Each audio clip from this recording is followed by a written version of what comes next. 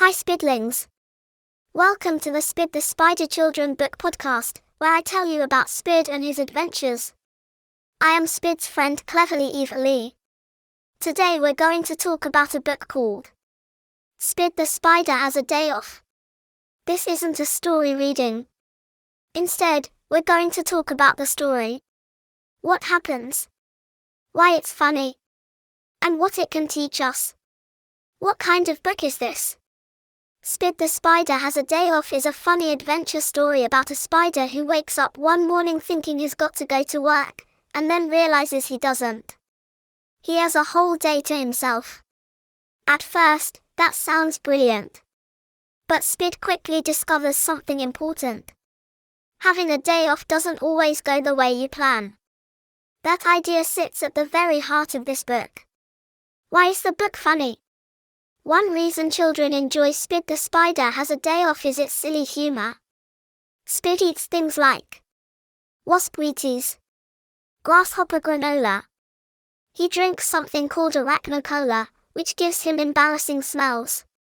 There are also funny made-up words, playful names, and jokes about smells, tummy aches, and getting things wrong. This kind of humor is important because it helps children feel relaxed and included. The story isn't trying to be perfect, and neither is Spid. What is the book really about? Although Spid the Spider Has a Day Off is funny, it's also about feelings. Spid feels lonely, excited, impatient, frightened, embarrassed, and disappointed, all in one day. Children often experience these same feelings, sometimes without knowing how to explain them. Spid shows that it's normal to feel many different emotions, even in a short space of time. The idea of silly shortcuts. One of the most important moments in Spid the Spider Has a Day Off is when Spid takes a shortcut through a wheat field. He knows it's not the safest idea. But he's in a hurry. And he wants things to be easier. This leads to a very frightening moment with a giant combine harvester. The book doesn't tell children off. Instead, it shows them something gently. Shortcuts can sometimes lead to trouble. That's a lesson children can understand without being lectured. Fear, and coping with it. When Spid is frightened, he panics at first. He runs in circles.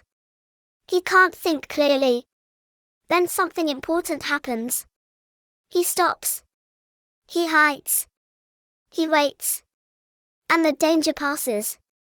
This moment teaches children that fear doesn't last forever, and that staying calm can help. Embarrassment and kindness. Another theme in Spid the Spider Has a Day Off is embarrassment. Spid smells. People avoid him. Someone even jokes about bottling his awful smells. Children laugh at this, but they also recognize it. The story quietly says, everyone has embarrassing moments. They pass. They don't define you. That's a very comforting message. Why does the book use songs? Songs appear throughout the story because music helps Spid cope. When his plans fail, he sings. When things feel difficult, he sings. This shows children a healthy idea. Creative things, like singing, can help us feel better. How does the story end? Spid doesn't get what he wanted. He doesn't see his friends. His perfect day off doesn't happen.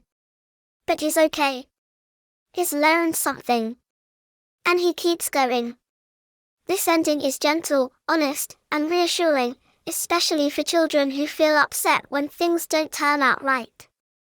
What can children learn from Spid the Spider Has a Day Off? Spid the Spider Has a Day Off helps children understand that plans don't always work. Mistakes are part of learning. Feelings come and go. Humor helps. And things usually turn out okay in the end. It teaches resilience without preaching. Final thought. Spid the Spider Has a Day Off is funny, warm, and thoughtful. It doesn't rush children. It doesn't scare them. And it doesn't pretend that everything is perfect. Instead, it gently says, some days are messy. And that's all right. Thank you for listening. And remember, even on the wobbliest of days, you'll be okay. I want to tell you that I will be back to talk about Spid's second adventure called Spid the Spider Battles a Pandemic. See you again, then. Stay safe and happy. Bye bye for now.